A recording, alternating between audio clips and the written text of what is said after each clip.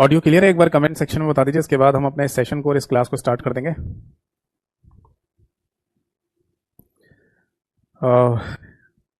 आप है ना मेरे को ज़्यादा नहीं 2 मिनट का समय दीजिए, ठीक है? मैं 2 मिनट में अभी क्लास स्टार्ट करूँगा, ठीक है? एक छोटी सी इमरजेंसी है, मैं अभी स्टार्ट करता हूँ क्लास को। तब तक आपके अगर कोई डाउट हो तो आप है ना लिख दीजिए, मैं जैसे ही अभी आता हूँ 2-3 मिनट के बाद, तो आपके डाउट है ना मैं क्लियर कर दूंगा, ठीक है? बहुत इमरजेंसी है इसलिए मैं चाह रहा हूँ, ठीक है?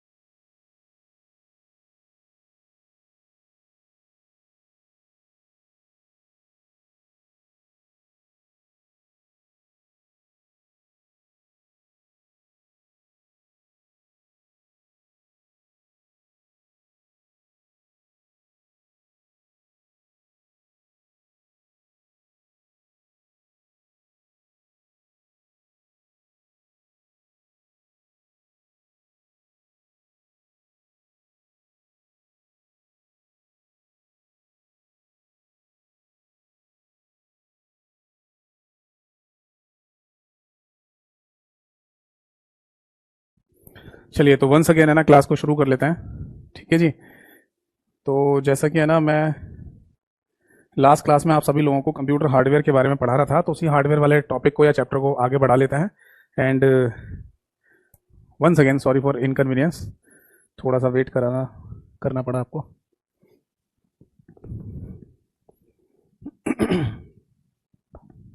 चलिए, तो वंस अगेन है ना क्लास को शुरू कर लेते हैं, ठीक है जी? तो जैसा कि है ना लास्ट क्लास में हम कंप्यूटर हार्डवेयर वाले चैप्टर को डिस्कस कर रहे थे, और हार्डवेयर में ना मैंने आपको आउटपुट डिवाइसेस के बारे में बताया। आउटपुट डिवाइसेस में मैंने आपको बोला कि सबसे ज़्यादा क्वेश्चन प्रिंटर से ही पूछे जाते हैं, है ना? तो प्रिंटर को है ना आज हम डिस्कस करने जा रहे हैं। जितना पॉसिबल हो सकता है उतना प्रिंटर को डिस्कस कर लेंगे, वरना देखो प्रिंटर है ना बहुत बड़ा टॉपिक है। अगर आप इसमें पॉइंट पे पॉइंट निकालते चले जाएं तो मैं समझता हूँ कि 4-5 क्लासेस है ना इसी पे भी निकल सकती हैं। 4-5 घंटे की क्लास आप ले सकते हो प्रिंटर के ऊपर ही। तो सही तरीका क्या है वो भी मैंने आपको बताया था, एक बार दोहरा देता हूँ कि आप है ना थ्योरेटिकल जितने पॉइंट मैं बता रहा हूँ उतने दिमाग में रखिएगा। इसके बाद जितने भी एमसीक्यूज आप पढ़ें प्रिंटर के रिगार्डिंग, आप उन चीज़ों को पढ़ते जाइए और याद करते जाइए, ठीक है? वो आपको पता ही है, क्लास में जितनी मैं थ्योरी करा दूं उतनी सफिशिएंट है, इससे ज़्यादा थ्योरी पढ़नी नहीं है आपको। इसके अलावा एमसीक्यू प्रैक्टिस करते रहिए मेरे भाई, और एमसीक्यू प्रैक्टिस के लिए आप मेरे यूट्यूब चैनल को फॉलो करिए, कंप्यूटर बाय यतेंद्र सर के नाम से है। उस पर 2 चीज़ें डेली बेसिस पे देखनी है, एक कम्युनिटी वाला सेक्शन जिसमें क्वेश्चन आंसर करिए, आपको लगेगा कि हमारा एक मॉक टेस्ट हो जाता है, और एक प्लेलिस्ट कुछ देखते रहिए जिसका नाम है MCQ practice for all exam. उसमें जितनी क्लासेस हैं सारी देखो भाई, ठीक है। और अगर आपको किसी भी तरीके की पीडीएफ चाहिए, चाहे एमसीक्यूज, पीवाईक्यू, टॉपिक, चैप्टर, वो आपको मेरे टेलीग्राम चैनल पर मिल ही जाएगी। टेलीग्राम चैनल का नाम भी सेम ही है, कंप्यूटर बाय यतेंद्र सर, ठीक है। और अगर कोई मेरे ऑफिशियल चैनल से जुड़ नहीं पा रहा है तो आप मुझे सीधे व्हाट्सएप या टेलीग्राम किसी पर भी अपने बैच का नाम लिखकर मैसेज कर देना, मेरे ऑफिशियल लिंक आपके पास आ जाएंगे। ये दोनों यानी कि टेलीग्राम और व्हाट्सएप मेरे एक ही नंबर से चलते हैं, 8448832987। आज की डेट डाल देते हैं बेटा, 13 सितंबर यानी 13 सितंबर 2024, ये आज की तारीख है। और हमारा जो मुख्य चैप्टर का नाम है वो है कंप्यूटर हार्डवेयर। देखिए, आप कोई भी एग्जाम के प्रीवियस ईयर पेपर को देखना है ना, आपको कोई ना कोई क्वेश्चन है ना प्रिंटर के रिगार्डिंग वहां पर जरूर मिल जाएगा। तो कंप्यूटर हार्डवेयर में बेसिकली हम बात कर रहे हैं अभी आउटपुट डिवाइस वाली कैटेगरी की, और आउटपुट डिवाइसेस यानी कि जिसे हिंदी में निर्गत युक्तियां कहा जाता है, निर्गत युक्तियां इसको, ठीक है। इसके अंदर है ना बेसिकली हम बात कर रहे हैं प्रिंटर की, ठीक है। प्रिंटर के द्वारा जो हमें प्राप्त होता है, ये आप सभी लोगों को पता है, उसे प्रिंट आउट कह देते हैं। प्रिंटर के द्वारा हमें क्या मिलता है, प्रिंट आउट, या फिर उसे दूसरे शब्दों में हार्ड कॉपी के नाम से बोल देते हैं। तो यहां तक की कहानी सभी को क्लियर हो गई थी ना। अब देखिए, मैंने आप सभी लोगों को ये बताया था कि प्रिंटर और कंप्यूटर को अगर आप कनेक्ट करते हैं तो कनेक्ट करने के बाद आप है ना प्रिंट कमांड दे रहे हो, प्रिंटर के अंदर जा रही है, वहां पर वो सेव हो जाती है और तब तक सेव रहती है जब तक प्रिंटर प्रिंट नहीं कर देता है। तो इस पूरे प्रोसेस या इस पूरी प्रक्रिया को भी एक नाम दिया जाता है। क्या नाम था उसका बताइए? लास्ट क्लास में ही लिखवाया था मैंने। धीरज, देवकी, सागर, नवीन, अभिषेक, पूजा, सभी लोग बताइए बेटा, बताओ, लास्ट क्लास में ही लिखवाया था आपको क्या नाम था उस प्रोसेस का, उस प्रक्रिया का?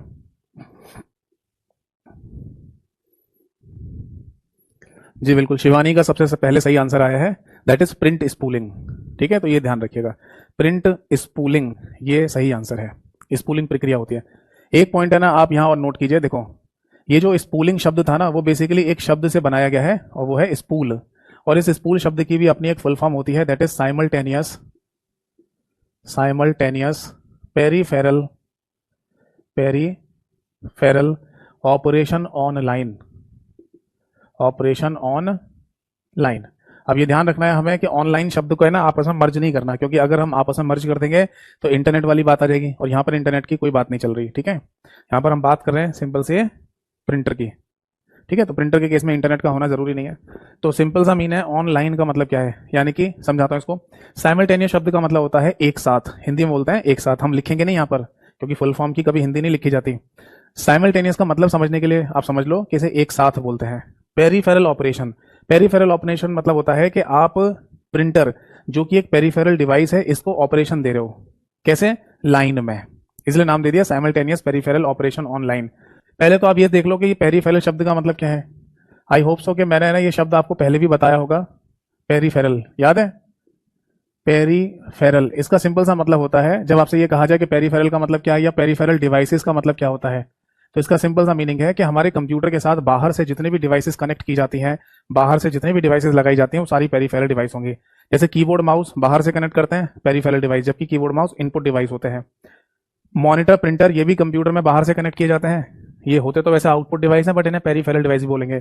पेन ड्राइव, मेमोरी कार्ड की अगर हम बात करेंगे तो इन्हें भी कंप्यूटर में बाहर से कनेक्ट किया जाता है, होते ये स्टोरेज डिवाइस है बट इनको भी पेरीफेरल डिवाइस कहा जाएगा। बट स्टोरेज डिवाइस के केस में एक और कॉन्सेप्ट होता है कि स्टोरेज डिवाइस कंप्यूटर के अंदर भी हैं, जैसे रैम रोम, वो कंप्यूटर के अंदर ही लगी होती हैं। तो इंटरनल स्टोरेज डिवाइस को छोड़कर, जैसे रैम रोम जो कंप्यूटर के अंदर लगी हुई हैं, ये इंटरनल स्टोरेज डिवाइस कहलाती हैं। इनको छोड़कर स्टोरेज डिवाइस में जो बाहर से लगाई जाएंगी वो भी पेरीफेरल डिवाइस कहलाएंगी। यानी मोटा मोटा समझ में आ गया कि कंप्यूटर के साथ हम बाहर से इनपुट डिवाइस, बाहर से आउटपुट डिवाइस और बाहर से स्टोरेज डिवाइसेज जो लगा रहे हैं, इन सभी को पेरीफेरल डिवाइस के नाम से बोला जाता है। तो प्रिंटर को बाहर से कनेक्ट करते हैं, जी हाँ, तो प्रिंटर कौन सी डिवाइस होगी, पेरीफेरल डिवाइस, और पेरीफेरल डिवाइस को जो ऑपरेशन दिए जाएंगे उसको बोल देते हैं पेरीफेरल ऑपरेशन, जो बाहर से आ रहे हैं, ठीक है। दूसरी बात, मैंने आपको बताया था कि प्रिंटर के अंदर है ना एक इंटरनल मेमोरी होती है। जैसे ये मान लीजिए कि ये प्रिंटर की इंटरनल मेमोरी है, ठीक है। तो इस इंटरनल मेमोरी में जितने भी कमांड्स आप भेज रहे होते हैं वो सब लाइन में जाके लग रही होती हैं इस तरीके से। समझ में आ गई बात। और इस इंटरनल मेमोरी का नाम क्या था, स्पूलर डायरेक्टरी। तो वहां जाके ये सारी कमांड लाइन में लग जाती हैं और ये यहां तब तक रहती हैं जब तक प्रिंटर प्रिंट नहीं कर रहा। जैसे पहली वाली कमांड को, मतलब पहली वाली कमांड के सारे प्रिंट निकल गए तो ये यहां से गायब हो जाएगी, दूसरी वाली कमांड के सारे प्रिंट निकल जाएंगे तो दूसरी कमांड गायब हो जाएगी। और इस तरीके से एक एक कमांड प्रिंटर की इंटरनल मेमोरी से हटती जाती है, जिसके प्रिंट निकलते जाएंगे, जिसके प्रिंट कंप्लीट होते जाएंगे। अब समझ में आ गई बात। तो बेसिकली यहाँ पर जो फुल फॉर्म बनाई गई है साइमल्टेनियस पेरिफेरल ऑपरेशन ऑनलाइन, तो वो लाइन का मतलब ये है कि लाइन में लगे हुए हैं सारे ऑपरेशन। ठीक है, तो ये था इसका मीनिंग, नोट कर लीजिए। अब अगला पॉइंट देखिए, प्रिंटर के केस में ना अगला मोस्ट इंपॉर्टेंट पॉइंट आता है बेटा कनेक्शन। कनेक्शन का मतलब प्रिंटर को कंप्यूटर के साथ कनेक्ट करना, जोड़ना। तो मुझे ये बताइए कि प्रिंटर को कंप्यूटर के साथ वायर के थ्रू यानी तार के थ्रू जोड़ सकते हैं? हाँ जी जोड़ सकते हैं। और वायरलेस भी जोड़ा जा सकता है, यानी कि बिना तार के। दोनों तरीके के ही मार्केट में प्रिंटर मौजूद होते हैं, वायर वाले भी और वायरलेस वाले भी। देखो वायर के केस में याद रखना बेटा कि शुरुआती दौर में जो प्रिंटर आया करते थे उनके साथ है ना एक पैरेलल केबल का इस्तेमाल किया जाता था कंप्यूटर प्रिंटर को जोड़ने के लिए। मतलब एक केबल, एक विशेष प्रकार की तार बनाई गई थी जिसको प्रिंटर में भी लगाते थे और कंप्यूटर की साइड भी लगाते थे, तो उसको पैरेलल केबल के नाम से बोलते थे। और उसमें टोटल मिला के ना 25 पिन का कॉन्सेप्ट हुआ करता था डाटा को स्थानांतरित करने के लिए। जैसे कंप्यूटर से कमांड आपको प्रिंटर को भेजनी है तो 25 पिन के थ्रू वो सिग्नल जाता था। ये चीज आपको याद है, मैंने कंप्यूटर आर्किटेक्चर सबसे पहला वाला चैप्टर आपको पढ़ाया था, वहां पर भी बताई थी पोर्ट एंड कनेक्टर जो बताए थे मैंने आपको, तो वहां पर भी पिन का कॉन्सेप्ट आपको समझाया होगा, है ना। पर धीरे धीरे करके ना पूरी दुनिया एक ही कॉन्सेप्ट पर आ गई, यानी कि जितने भी कंप्यूटर हार्डवेयर बनाने वाली कंपनियां हैं वो सब एक ही कॉन्सेप्ट पर आ गई, जिसका नाम है यूएसबी, है ना, यूनिवर्सल सीरियल बस। और यूनिवर्सल सीरियल बस में टोटल 4 पिन का इस्तेमाल किया जाता है डाटा को स्थानांतरित करने के लिए। ठीक है जी, ठीक है जी। तो फाइनली है ना यूएसबी। देखिए प्रदीप, धीरज, आप सभी लोगों के मैंने कमेंट्स पढ़ लिए हैं, बट आपको मेरी आदत पता ही है, मैं क्लास के लास्ट में डिस्कस करूंगा आप सभी लोगों के कमेंट्स को, ठीक है। अभी केवल जो मुद्दे की बात चल रही है उसे पढ़िए, समझिए। तो देखिए आपसे अगर पूछा जाए कि यूएसबी का फुल फॉर्म क्या है, तो यूनिवर्सल सीरियल बस इसका फुल फॉर्म है, मैं ऑलरेडी लिखवा भी चुका हूं। और इसमें टोटल 4 पिन का कॉन्सेप्ट इस्तेमाल में लाया जाता है डाटा को स्थानांतरित करने के लिए, ठीक है। अगर आप है ना एक ऐसे प्रिंटर का इस्तेमाल कर रहे हैं जो वायरलेस डाटा ट्रांसफर या वायरलेस डेटा को रिसीव कर रहा है, मतलब आप कंप्यूटर से ना कोई डाटा प्रिंटर को भेज रहे हैं वायरलेस बिना तार के, तो वहां बेसिकली इस्तेमाल में लाई जाती हैं वेव्स, जिनको हिंदी में तरंगें कहा जाता है। और वो विशेष प्रकार की तरंगें हैं जिन्हें रेडियो वेव्स कहा जाता है। या फिर ऐसे लिख लीजिए, रेडियो वेव में भी अगर कम दूरी की बात चल रही है, यानी कि कम दूरी से ही डेटा रिसीव हो रहा है, तो उनको शॉर्ट रेंज रेडियो वेव्स कहा जाता है। Short range radio waves Hindi में कहा जाएगा कम दूरी की रेडियो तरंगें, कम दूरी की रेडियो तरंगें। ठीक है जी। मैं आपको एक बात नॉलेज के लिए बता दूं, बाकी इसके ऊपर है ना और ज्यादा डिटेल में है ना हम डिस्कस करेंगे इंटरनेट वाली क्लास में। अगर कभी है ना वायरलेस डेटा ट्रांसमिशन की बात हो रही है, यानी कि बिना तार के डाटा स्थानांतरण की बात हो रही है, तो 3 तरीके की वेव या तरंगों का इस्तेमाल किया जाता है डाटा को भेजने के लिए। पहली होती है रेडियो वेव, दूसरी माइक्रोवेव और तीसरी इंफ्रारेड। इंफ्रारेड सबसे कम दूरी के लिए और रेडियो वेव सबसे बड़ी लंबी दूरी के लिए। बट रेडियो वेव में भी 2 तरीके हैं, एक तो शॉर्ट रेंज रेडियो वेव और एक लॉन्ग रेंज रेडियो वेव्स। जैसे हम अपने कार के म्यूजिक सिस्टम में जब रेडियो एफएम वगैरह सुन रहे होते हैं तो वो लॉन्ग रेंज रेडियो वेव्स होती हैं। और ये जितनी भी वायरलेस डिवाइसेस आती हैं जैसे कीबोर्ड, माउस, प्रिंटर, ये जो वायरलेस होते हैं बिना तार के कंप्यूटर के साथ कनेक्ट हो जाते हैं, इसमें शॉर्ट रेंज रेडियो वेव का इस्तेमाल किया जाता है। ठीक है, इसको डिटेल में समझेंगे इंटरनेट वाली क्लास में। फिलहाल बस इतना समझ लीजिए कि कनेक्शन अगर करना है आपको प्रिंटर कंप्यूटर के बीच में तो इन तरीके से किया जा सकता है, नोट कर लीजिए। अब अगला पॉइंट देखिए, अगर आप है ना प्रिंटर को कंप्यूटर के साथ कनेक्ट करना चाहते हैं, प्रॉपर तरीके से प्रिंट निकालना चाहते हैं, तो आपको है ना एक स्पेशल पर्पस प्रोग्राम की आवश्यकता पड़ेगी। स्पेशल पर्पस प्रोग्राम, मोटा मोटा आप ऐसे कह सकते हैं विशेष प्रोग्राम, है ना, एक विशेष उद्देश्य वाला प्रोग्राम। ये क्या चीज होती है भाई? देखो इस प्रोग्राम को है ना बेसिकली नाम दिया जाता है दैट इज डिवाइस ड्राइवर। केवल यही नाम है, ऐसा कोई पर्टिकुलर नाम नहीं होता, ठीक है, केवल नाम दिया जाता है डिवाइस ड्राइवर। क्योंकि डिवाइस ड्राइवर ये जो शब्द है ना ये और किसी के लिए भी इस्तेमाल में लाया जा सकता है। जैसे अगर आप कभी कोई कैमरे को कंप्यूटर के साथ कनेक्ट करना चाहते हैं तो उस केस में भी कैमरे का डिवाइस ड्राइवर आपको कंप्यूटर में डालना पड़ेगा। जैसे वो पहले नहीं चलता था यूएसबी मॉडेम, पेन ड्राइव जैसा एक डोंगल या मॉडेम आता था जिसको लगाने के बाद इंटरनेट चल जाता था कंप्यूटर में। तो वो यूएसबी मॉडेम अगर आप इस्तेमाल कर रहे हैं तो उसका भी एक डिवाइस ड्राइवर आपको कंप्यूटर में डालना पड़ेगा, तभी वो कनेक्ट होकर चल पाएगा। तो डिवाइस ड्राइवर बेसिकली एक कॉमन शब्द होता है, इसलिए मैंने कहा कि कोई पर्टिकुलर नाम नहीं होता प्रिंटर के डिवाइस ड्राइवर का, केवल डिवाइस ड्राइवर बोलते हैं। बट ये डिवाइस ड्राइवर होता क्या है, ये स्पेशल पर्पस प्रोग्राम का मतलब क्या है? देखो, इसका मीनिंग ये होता है बेटा कि जब हमारे कंप्यूटर को प्रिंटर के साथ कनेक्ट किया जाता है तो हमारे कंप्यूटर को ना प्रिंटर की कोई जानकारी नहीं होती पहले से। ये जानकारी है ना प्रिंटर का डिवाइस ड्राइवर बताता है कंप्यूटर को कि मैं प्रिंटर हूं, मुझसे प्रिंट निकाला जाता है। समझे या नहीं? तो बेसिकली होता क्या है कि पहले क्या होता था कि प्रिंटर जब खरीद के लेके आते थे तो उसके साथ एक सीडी आती थी, उस सीडी में प्रिंटर का डिवाइस ड्राइवर हुआ करता था। तो जब आप प्रिंटर को कंप्यूटर से कनेक्ट करते थे तो सीडी को पहले लगाते थे कंप्यूटर में और डिवाइस ड्राइवर को इंस्टॉल कर देते थे कंप्यूटर में। फिर जाके प्रिंटर और कंप्यूटर आपस में कनेक्ट होंगे और तब कंप्यूटर को पता चलेगा कि प्रिंटर क्या चीज है, किस काम के लिए जोड़ा है आपने। फिर प्रिंट आउट निकाल लेते थे। अब आज के समय पर अगर आप कोई मार्केट से प्रिंटर खरीद के लेके आते हैं तो उसमें सीडी नहीं आती है। अब क्या होता है, फिर वो डिवाइस ड्राइवर कहाँ चला गया? अब प्रिंटर की जो इंटरनल मेमोरी है, ये रही, जिसके बारे में मैंने आपको लास्ट क्लास में भी पढ़ाया था, प्रिंटर की इंटरनल मेमोरी में ही प्रिंटर का डिवाइस ड्राइवर डाल के दे देते हैं। यानी कि पहली बार जब आप कंप्यूटर के साथ प्रिंटर को कनेक्ट करोगे ना तो उसी समय प्रिंटर से डाटा यानी कि डिवाइस ड्राइवर वाला डाटा कंप्यूटर में आना शुरू हो जाता है और पहले डिवाइस ड्राइवर इंस्टॉल हो जाएगा, तब जाके प्रिंटर कंप्यूटर के साथ मिलकर काम करना शुरू करेगा। यानी मोटा मोटी बात यही समझ लो कि चाहे तो अलग से कोई सीडी में प्रिंटर का डिवाइस ड्राइवर रख के दे दो, चाहे प्रिंटर की इंटरनल मेमोरी में रख के दे दो, डिवाइस ड्राइवर की आवश्यकता तो पड़ेगी ही पड़ेगी, क्योंकि डिवाइस ड्राइवर ही वो प्रोग्राम है जिसके अंदर लिखा हुआ है कि प्रिंटर कंप्यूटर के साथ जुड़कर कैसे काम करेगा। ठीक है जी? तो अगर डिवाइस ड्राइवर आप इंस्टॉल नहीं करते और कंप्यूटर को प्रॉपर तरीके से कनेक्ट कर लो, यानी तार जोड़ लो या जैसे भी है, तो भी आप कमांड दोगे तो प्रिंटर एक्सेप्ट नहीं करेगा। ठीक है? और दूसरी बात, कंप्यूटर से कमांड जाएगी भी नहीं, वो डिनाई हो जाएगी बार बार। ठीक है? तो ये होना जरूरी है। एक बात और ध्यान रखिएगा कि ये जो डिवाइस ड्राइवर जैसे प्रोग्राम होते हैं ना, इनको एक नाम से भी बोला जाता है, डिवाइस ड्राइवर। ये नोट कर लेना, ऐसे प्रोग्राम्स को या डिवाइस ड्राइवर प्रोग्राम पूरा शब्द लिख लो, इनको बेसिकली यूटिलिटी प्रोग्राम के नाम से भी बोलते हैं, यूटिलिटी। अब यूटिलिटी प्रोग्राम का मीनिंग क्या होता है बेटा? देखो, यूटिलिटी प्रोग्राम का मतलब होता है, या केवल यूटिलिटी शब्द का मतलब समझ लो, इसका मीनिंग होता है हेल्प करने वाला या चीजों को आसान करने वाला, ऐसे समझ लीजिए। यूटिलिटी शब्द का मतलब ही होता है टू मेक इजी, यानी किसी काम को आसान करने वाला। जैसे उदाहरण के लिए अगर आपके पास है ना कोई स्क्रू ड्राइवर है, स्क्रू ड्राइवर मतलब पेचकस जैसे हिंदी में कहते हैं, पेच वगैरह खोलने के लिए इस्तेमाल में लाया जाता है। तो अगर वो किसी बॉक्स में रखा हुआ आया है या उसके ऊपर कोई रैपिंग वगैरह आई हुई है, तो आप नोटिस करना कि उस पर कहीं ना कहीं यूटिलिटी शब्द जरूर लिखा होगा। समझ में आ रहा है? यानी कि आप पेज वगैरह को खोलना चाहते हैं तो खोल तो किसी भी चीज से सकते हैं। मान लो कोई नुकीली चीज को लेकर है ना, पेज खोलने की कोशिश करें, उससे भी खुल जाएगा। बट या कोई और तरीका भी अपना सकते हैं, बट पेचकस इज द बेस्ट यूटिलिटी, मतलब वो बनाया है इसी काम के लिए ताकि आपका वो पेज खोलने का काम आसान हो जाए, है ना? तो यूटिलिटी शब्द का ही मतलब होता है टू मेक इजी, यानी काम को आसान बनाना। तो डिवाइस ड्राइवर हमारे किसी काम को आसान बना रहा है क्या? हाँ, प्रिंटर को कंप्यूटर से जोड़ने का काम नहीं कर रहा, मतलब प्रिंटर को कंप्यूटर को है ना प्रिंटर की पूरी जानकारी देने का काम कर रहा है, काम आसान कर रहा है। वरना तो प्रिंटर की तार वगैरह कंप्यूटर में जोड़ के बैठे रहो, काम ही नहीं करेगा प्रिंटर। तो इसलिए है ना, जो प्रोग्राम हमारे कंप्यूटर में हेल्प कर रहे हो, काम को आसान कर रहे हो, ऐसे प्रोग्रामों को यूटिलिटी प्रोग्राम के नाम से बोल दिया जाता है। समझ में आ गई बच्चा? नोट कर लीजिए इसको। ये ध्यान रखना कि जितनी बातें मैं आपको यहाँ बोर्ड पर लिखकर बता रहा हूँ, ये सब कहीं ना कहीं कभी ना कभी पेपर में पूछी गई बातें हैं। सब पेपर में क्वेश्चन आ चुके हैं, ये फुल फॉर्म आ चुकी है, ये पूछ लेते हैं, कनेक्शन पूछ लेते हैं। ठीक है? अगर आप नोट कर रहे हैं तो अच्छी बात है, नहीं तो आपको मेरे टेलीग्राम चैनल, जिसकी जानकारी मैं क्लास के शुरुआत में आपको दे रहा था, वहां पर कंप्यूटर हार्डवेयर की कंप्लीट क्लास पीडीएफ आपको मिल जाएगी। इसको डाउनलोड करके प्रिंट आउट निकलवा कर भी आप रिवीजन कर सकते हैं। देखो, अब अगला पॉइंट आता है प्रिंटर के केस में, दैट इज, लिखिए लैंग्वेज, यानी कि भाषा। कुछ समय पहले ना एक पेपर हुआ जहां पर लैंग्वेज के बारे में ना क्वेश्चन पूछ लिया गया, और उन मतलब क्वेश्चन में कुछ इस तरीके से पूछा गया था कि इनमें से प्रिंटर की कौन सी भाषा होती है।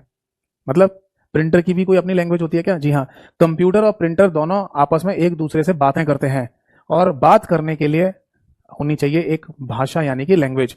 तो बेसिकली एक लैंग्वेज बनाई गई है जिसको हम पीडीएल के नाम से बोलते हैं।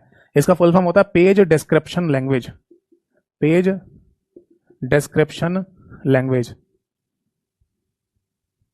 ठीक है बेटा? तो पेज डिस्क्रिप्शन लैंग्वेज नाम की एक भाषा बनाई गई है, और इसी भाषा के थ्रू कंप्यूटर और प्रिंटर दोनों आपस में बात करते हैं। समझ में आ गई बात? इसके अलावा आप एक नाम और भी लिख लीजिए जो कि पीडीएल को ही बोल दिया जाता है, दैट इज पीसीएल।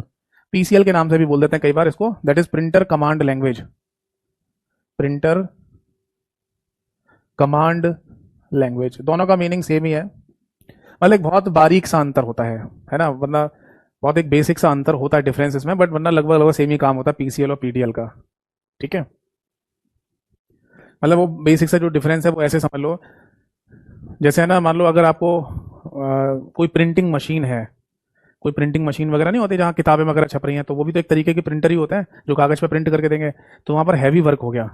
और जो नॉर्मल हमारे कंप्यूटर के साथ प्रिंटर कनेक्ट होते हैं, उसमें क्या है ना, आप दो चार पाँच निकालोगे, 10-20 प्रिंट आउट निकालोगे, तो एक ये कम लोड वाला काम हो गया। तो उस केस में ना पीडीएल और पीसीएल में थोड़ा सा अंतर आ जाता है बाद में जाके, वरना कॉमन लैंग्वेज यही है, यानी पीडीएल कह दो या पीसीएल कह दो, ये दोनों ही कंप्यूटर की प्रिंटर के साथ बात करने वाली भाषाएं होती हैं, यानी कि कंप्यूटर और प्रिंटर दोनों आपस में कम्युनिकेट इन्हीं भाषाओं के थ्रू करते हैं। ठीक है, चलो अब आगे देखिए। इसके बाद है ना अगला एक और पॉइंट आता है प्रिंटर के केस में, और वो है that is printing method. Next point डालिए बेटा, प्रिंटिंग मेथड। ये क्या चीज है? देखो, जब आप है ना प्रिंट निकालते हैं ना, तब उस समय प्रिंटिंग मेथड है ना एक बाय डिफॉल्ट सेलेक्ट रहता है, और एक प्रिंटिंग मेथड आप सेलेक्ट कर सकते हो। जैसे एक नाम आता है यहाँ पर दैट इज कोलेटेड, और इसके आगे लिख लेना बेटा, ये कोलेटेड नाम का जो प्रिंटिंग मेथड है ये बाय डिफॉल्ट सेट होता है हमारे प्रिंटर के अंदर। ये बाय डिफॉल्ट शब्द का मतलब होता है स्वतः ही, यानी कि कोई भी चीज जो अपने आप से पहले से ही सेट है उसी को बाय डिफॉल्ट कहा जाता है। बट इस कोलेटेड मेथड का मीनिंग क्या है? देखो, अगर आप है ना कोई प्रिंट निकाल रहे हैं और प्रिंट आपके कुछ इस तरीके से निकले, 1 2 3 1 2 3 1 2 3, इस मेथड में अगर निकल रहे हैं तो इसी को collated form of printing method कहा जाता है। बट अभी भी हमें यह नहीं समझ में आया कि 1 2 3 1 2 3 1 2 3 का मतलब क्या है। चलिए समझते हैं इस बात को। सपोज दैट कि आप है ना कोई फाइल का प्रिंट निकालना चाह रहे हैं, ठीक है, कोई भी फाइल हो सकती है, एमएस वर्ड की फाइल हो सकती है, पीडीएफ फाइल हो सकती है, जिसका आपको प्रिंट आउट चाहिए। अब सपोज दैट कि उस पीडीएफ फाइल में या कोई भी फाइल में 3 पेजेस हैं टोटल, जिसका आपको प्रिंट निकालना है। ठीक है, तो प्रिंटर के केस में ना एक शब्द और भी इस्तेमाल होता है दैट इज कॉपी, ये भी ध्यान रखना। तो अगर मैं ये बोलूं कि किसी फाइल की मेरे को एक कॉपी चाहिए, केवल एक कॉपी, और उस फाइल के अंदर टोटल 3 पेज थे, तो प्रिंटर पता है कोलेटेड मेथड में कैसे प्रिंट करता है?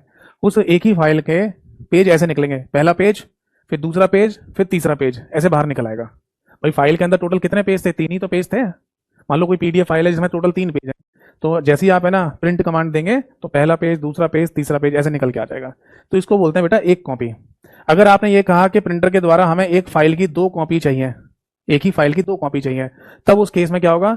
पहली कॉपी निकलेगी, मतलब पहला पेज, दूसरा पेज, तीसरा पेज, ये एक कॉपी हो गई। फिर अचानक ही दोबारा से प्रिंटर शुरू हो जाएगा और फिर पहला पेज, दूसरा पेज, तीसरा पेज निकाल के दे देगा, तो ये 2 कॉपी हो गई।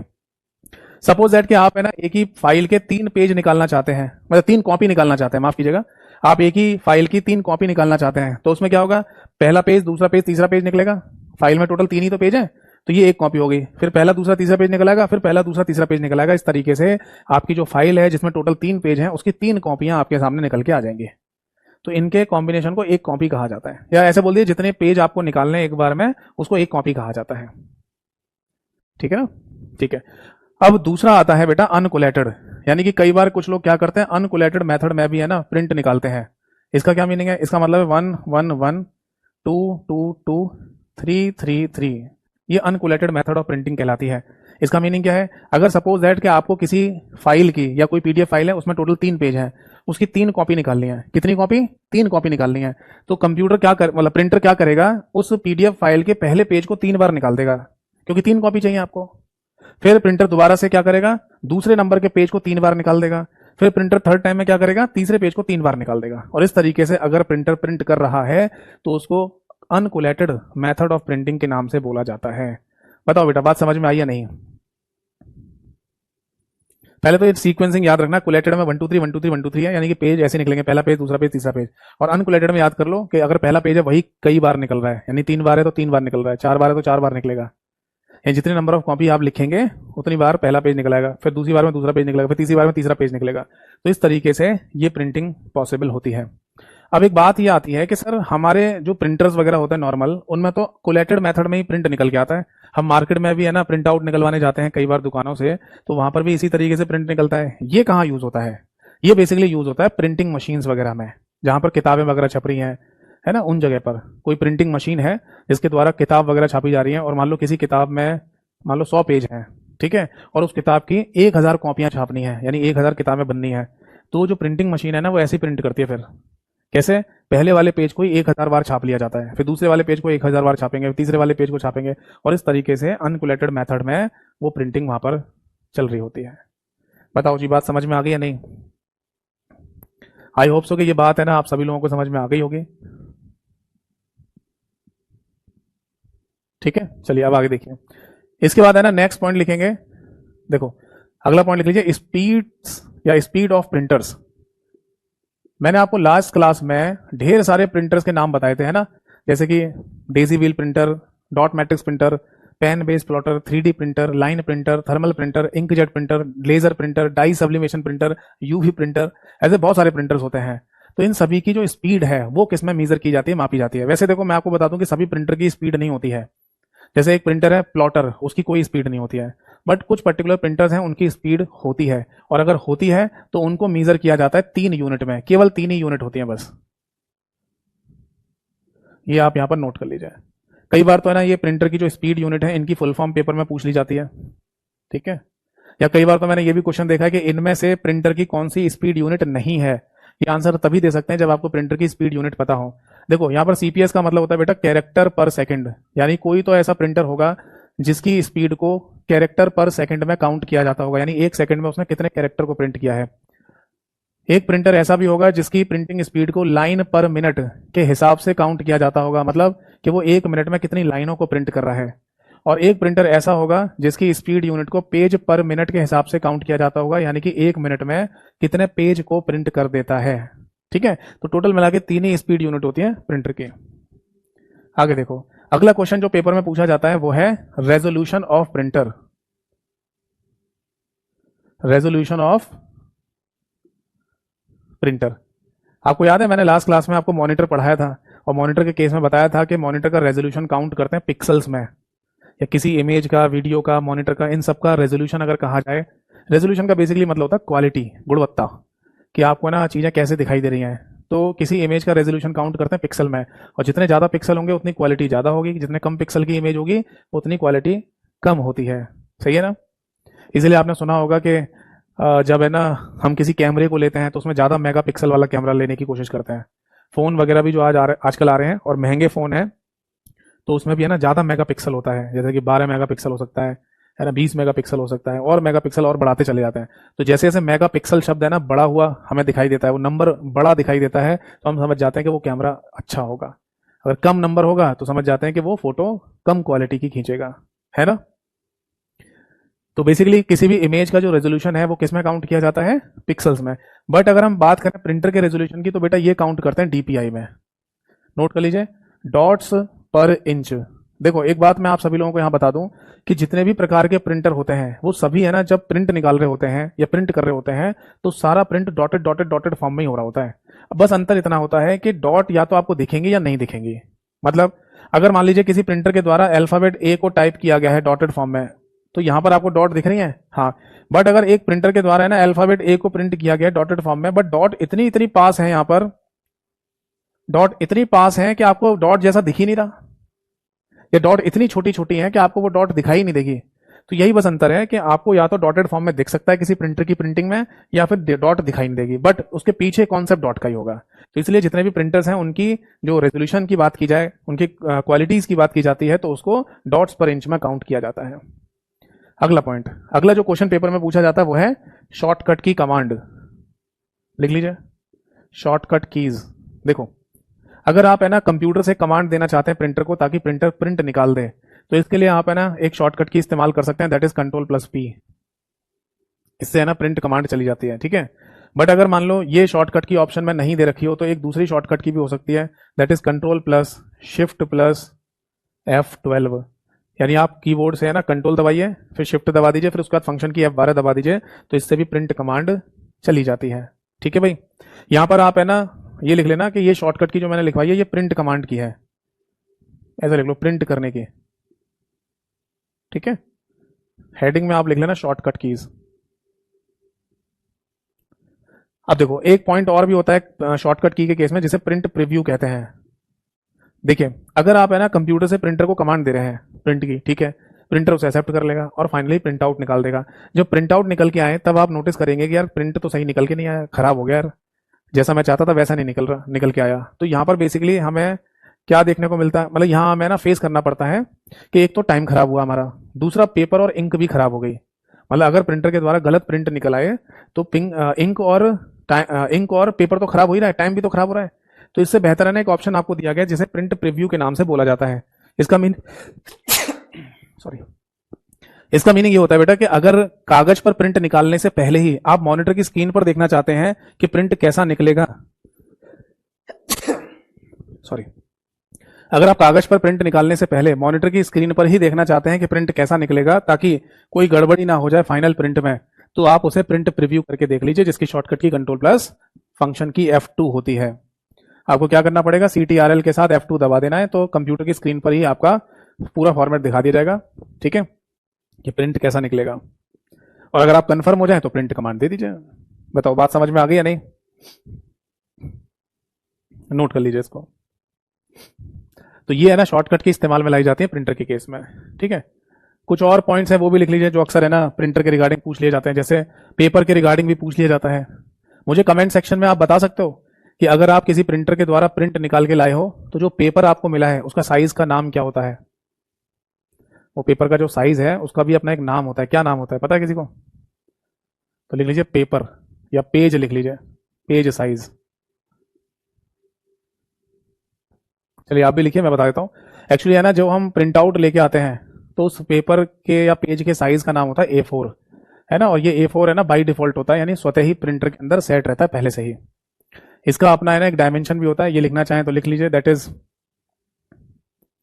लिख लीजिए 8.27 इंच मल्टीप्लाई बाय 11.69 इंच का। ठीक है, 8.27 इंच मल्टीप्लाई बाय 11.69 इंचेस का। ये बेसिकली A4 साइज की डायमेंशन को बोलते हैं इसको, है ना। और इसके आगे लिख लेना, ये बाय डिफॉल्ट पेपर का साइज सेट रहता है हमारे प्रिंटर के अंदर। ठीक है, स्वतः ही। ठीक है, बट क्या ऐसा हो सकता है कि हम है ना मतलब जो पेज का साइज है उसे चेंज कर लें, कुछ और भी पेज साइज कर लें? कर सकते हैं, बट उस साइज का पेपर भी तो होना चाहिए आपके पास। जैसे उदाहरण के लिए एक पेज का साइज है ना A3 के नाम से भी होता है, एक पेज के साइज का नाम A5 के नाम से भी होता है, उसके डायमेंशन अलग होते हैं सबके।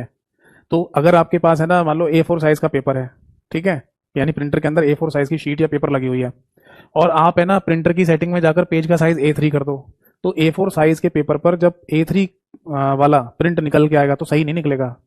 समझ में आ रहा है? A3 बेसिकली क्या होता है, A4 साइज से बड़ा पेपर होता है। अब मान लो आपका कंप्यूटर पे तो ये दिखा रहा होगा कि A3 पेपर साइज को देखते हुए हमने कंटेंट लिखा है, मतलब कंप्यूटर की स्क्रीन पे जो पेपर का साइज दिख रहा होगा या पेज का साइज वो तो A3 का होगा। अब आप प्रिंट कमांड दे देंगे, प्रिंट किस पे निकलने जा रहा है, A4 पर, जबकि A3 क्या होता है, इससे बड़ा होता है पेपर। तो आपका जो कंटेंट है ना वो पेपर पर सही नहीं आएगा, कटा पटा सा निकल के आएगा। आप समझ में आया? तो ऐसे पेपर के और भी साइज के नाम होते हैं, बट अगर आप प्रिंटर के द्वारा अलग अलग साइज पेपर साइज के प्रिंट निकालना चाहते हैं तो फिर उस साइज का पेपर यानी कागज आपके पास होना चाहिए। आप प्रिंटर में फिर A3 साइज का पेपर लगाइए तो प्रॉपर तरीके से निकल आएगा। तो देखिए A3 A4 नाम से भी पेपर का साइज होता है, एक B4 और B5 के नाम से भी पेपर का साइज होता है, जो जनरली जापान में यूज किया जाता है। जापान देश का नाम तो आपको पता ही है, वहां पर B4 या B5 नाम के पेपर के साइज का इस्तेमाल ज्यादा होता है। हमारे इंडिया में और कंट्रीज की तो मेरे को ज़्यादा नहीं पता, बट हमारे इंडिया भारत की हम बात करें, पाकिस्तान की बात करें, जो इधर की आसपास की कंट्रीज हैं, इन सभी में A4 साइज का पेपर ही चलता है हर डॉक्यूमेंट के लिए, है ना। हो सकता है अमेरिका जैसे देश में भी A4 साइज की शीट ही इस्तेमाल में लाई जाती होगी किसी प्रिंट आउट के लिए, बट जापान देश में B4 या B5 नाम के पेपर का यूज किया जाता है। इसके अलावा और भी पेपर के साइज के नाम होते हैं, जैसे लीगल के नाम से, स्टेटमेंट के नाम से, टैबलॉइड के नाम से, ठीक है, एग्जीक्यूटिव के नाम से। ठीक है, ये नोट कर लीजिए। ठीक है, लीगल, स्टेटमेंट, टैबलॉइड, एग्जीक्यूटिव। तो अगर आपसे पेपर में कभी कोई क्वेश्चन पूछा जाएगा इसके रिगार्डिंग तो ऐसे ही पूछते हैं कि बताओ इनमें से कौन सा पेज का साइज नहीं है। तो ये आंसर आप तभी तो दे सकते हैं जब आपको सारे पेज के साइज के नाम पता हो। ठीक है, ये नोट कर लीजिए। एक पॉइंट और लिख लीजिए, जो मैंने अभी रिसेंटली पेपर हुआ था वहां देखा ये क्वेश्चन। ऐसा पूछ लेता है कि जब आप प्रिंट निकालना चाहते हैं प्रिंटर के द्वारा तो आप अपनी मर्जी से ना जितने पेपर या कागज निकालना चाहे निकाल सकते हो। जैसे कोई फाइल है उसमें टोटल 10 पेज हैं, तो आप है ना 10 के 10 पेजेस ना निकालकर कुछ ही पर्टिकुलर पेज निकाल सकते हो। हाँ, तो ये भी मेथड दे रखा होता है ना। तो इसको बेसिकली हम कह सकते हैं नंबर ऑफ पेजेस, यानी कि आपको टोटल नंबर ऑफ पेजेस या नंबर ऑफ पेजेस कैसे निकालना है इसको समझ लीजिए। देखो कई सारे तरीके हैं, या तो है ना आप पहला तरीका तो ये है कि सारे पेजेस निकाल लो, यानी कि ऑल पेजेस। तो इसमें तो सारे के सारे जितने भी फाइल में पेज होंगे सारे प्रिंट आउट निकल आएंगे ना, मतलब एक फाइल में टोटल 10 पेज हैं तो 10 के 10 पेज निकल आएंगे। अगर आप चाहते हैं तो एक रेंज दे सकते हो, अगर आप चाहें तो एक रेंज भी दे सकते हैं। जैसे सपोज दैट कि आप ये कहते हो कि चौथे नंबर के पेज से लेकर 9th नंबर तक के पेज सारे निकल आए, तो ये भी ऑप्शन होता है आपके पास। तो इसमें ना मान लो किसी फाइल में 10 पेज हैं, तो इसमें ना पहला दूसरा तीसरा नहीं निकलेगा और 10वें नंबर का पेज नहीं निकलेगा अगर रेंज देते हैं तो। और अगर इसके बाद तीसरा मेथड है दैट इज कस्टम पेज करने का। कस्टम पेज, इसका मतलब ये होता है कि आप खुद से बताओ कि कौन कौन से पेज प्रिंट आउट में चाहिए आपको। जैसे आपको केवल पहला वाला पेज प्रिंट आउट में चाहिए, इसके बाद पांचवा चाहिए, इसके बाद आठवां चाहिए और इसके बाद 10वां पेज चाहिए, तो आप उनके बीच में कॉमा लगा सकते हैं। तो 10 पेज की अगर कोई फाइल है तो उसमें आपको केवल पहला, पांचवा, आठवां और 10वां पेज निकालना है, तो भी प्रिंटर निकाल देता है। तो इसे कस्टमाइजेशन या कस्टम पेज के नाम से भी बोल देता है। नोट कर लीजिए, कोई डाउट है तो पूछिए।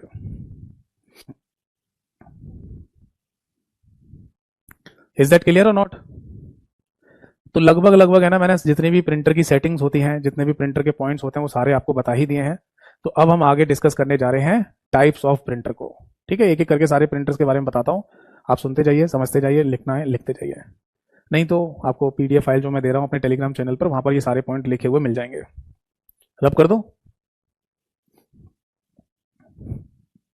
देखो भाई, एक क्वेश्चन पूछा गया कि जितने भी प्रिंटर्स हैं उनको अगर कैटेगराइज किया जाए तो कितनी कैटेगरी बनाई जा सकती है? तो आंसर था 2। यानी मोटा मोटा आप ऐसा समझ लो कि प्रिंटर के 2 टाइप होते हैं, केवल 2 प्रकार होते हैं। किसी लोकल राइटर की किताब में या लोकल राइटर की पीडीएफ में कोई और भी आंसर आपको देखने को मिल सकता है, बट स्टैंडर्ड आंसर यही है कि प्रिंटर केवल 2 ही पार्ट में डिवाइडेड है। पहला वाला जो पार्ट है इसको कहा जाता है इम्पैक्ट प्रिंटर्स। कई बार हमने क्वेश्चन यहां तक भी देखा पेपर में कि बताओ इनमें से कौन सा इम्पैक्ट या कौन सा नॉन इम्पैक्ट प्रिंटर होता है। क्या इनका कोई हिंदी नाम भी होता है? नहीं, कोई हिंदी नाम नहीं होता। जैसा अंग्रेजी में लिखा है वैसे ही हिंदी में पूछा जाएगा, बट इनका मीनिंग समझ सकते हैं। देखो, इम्पैक्ट का मतलब होता है बेटा प्रभाव डालना, प्रभाव डालना। और पहले प्रभाव डालने को समझते हैं। देखो, सपोज दैट के ना मेरे पास है ना एक प्रिंटर है, उस प्रिंटर में ना कुछ इस तरीके से प्रिंटिंग हो रही है, जैसे ये कागज है और ये वो प्रिंटिंग हेड है जिसमें इंक लगी हुई है। ये बात तो सभी को पता है, प्रिंटर के अंदर इंक डलती है जिससे प्रिंट निकलता है। तो ये कागज है, ये वो प्रिंटिंग हेड है जिसमें इंक लगी हुई है, ठीक है, ये डली हुई है। तो अगर प्रिंटिंग के टाइम पर ये प्रिंटिंग हेड कागज से टच करेगा और प्रिंट निकले, तब उसको कहते हैं इम्पैक्ट प्रिंटर। ठीक है। और दूसरी कैटेगरी आती है नॉन इम्पैक्ट वाली, यानी कि ये कागज है और ये प्रिंटिंग हेड है, जो प्रिंटिंग के टाइम पर दोनों आपस में टच नहीं करेंगे और प्रिंट निकल जाए, तो इसी को नॉन इम्पैक्ट प्रिंटिंग कहते हैं। बट बात ये आती है कि जब कागज पर टच ही नहीं होगा तो प्रिंट आएगा कैसे? तो उसका सिंपल सा आंसर है दूर से स्प्रे करके। ये एक रियल लाइफ एग्जांपल आप देखते ही हैं, आजकल घरों में भी है ना विशेष प्रकार की एक पेंट या प्रिंटिंग वगैरह की जा रही है जिसमें मशीन से स्प्रे करके पेंट करते हैं। मैंने घर में कुछ दिनों पहले देखा था, उस पे दरवाजे या खिड़कियां जो थी उस पर ऐसे ही पेंट हो रहा था। मतलब एक मशीन होगी जिसमें पाइप जुड़ा होगा पेंट की बाल्टी से, और फाइनली वो मशीन जैसे ऑन करेंगे तो उसमें स्प्रे निकलेगा, वो दरवाजों पर और खिड़कियों पर ऐसे स्प्रे करके पेंट करता जा रहा था। समझ में आ रहा है? यानी दोनों ही केसेस में पेंटिंग हो सकती है या प्रिंटिंग हो सकती है, एक तो टच करके भी और दूसरे दूर से स्प्रे करके भी, है ना। तो यहाँ बेसिकली वो सारे प्रिंटर्स होंगे जिसमें प्रिंटिंग के टाइम पर कागज फिजिकल टच में नहीं आएगा। तो क्या लिखेंगे यहाँ पर? यहाँ होता है स्प्रेइंग ऑफ इंक, यानी कि दूर से इंक का छिड़काव किया जाएगा और इस तरीके से इंक का छिड़काव करेंगे ताकि प्रिंट पॉसिबल हो जाए, प्रिंट निकल के आ जाए। ठीक है जी। यहाँ पर है ना सीधे कागज को टच किया जाएगा, वहां दूर से इंक को फेंका जाएगा या स्प्रे किया जाएगा जिससे प्रिंट निकलेगा। तो अब कौन कौन से है ना प्रिंटर इंपैक्ट में आते हैं, कौन से नॉन इंपैक्ट में आते हैं, ये देख लीजिए। देखो यहाँ सबसे पहला नाम लिखेंगे हम डेजी व्हील प्रिंटर। ठीक है। इसके बाद लिख लीजिए बेटा डॉट मैट्रिक्स प्रिंटर। इसके बाद लिख लीजिए बेटा लाइन प्रिंटर। इसके बाद लिखिए पेन बेस्ड प्लॉटर। और सबसे लास्ट में लिखिए दैट इज 3D प्रिंटर्स। ठीक है, ये वो प्रिंटर हैं जिनको इम्पैक्ट प्रिंटर कहा जाता है। और यहां नाम लिखिए that is thermal printer. Next point लिखिए डॉट सॉरी नेक्स्ट लिखिए ink jet printer. Ink jet printer. Next लिखिए लेजर प्रिंटर। लेजर प्रिंटर ही तो आज के समय सबसे ज्यादा फेमस है ना। अगर आप मार्केट जाते हैं और किसी शॉप से प्रिंट आउट वगैरह निकलवा के लेके आ रहे हैं तो वो लेजर प्रिंटर के द्वारा ही प्रिंट करके दे रहा होगा। ठीक है। इसके बाद लिख लीजिए यूवी प्रिंटर। और सबसे लास्ट में लिखिए बेटा dye sublimation printer. Dye sublimation printer. तो ये है बेसिकली प्रिंटर की कैटेगरी जो मैंने आपको लिखवाई है। नोट कर लीजिए, कोई डाउट है तो पूछिए।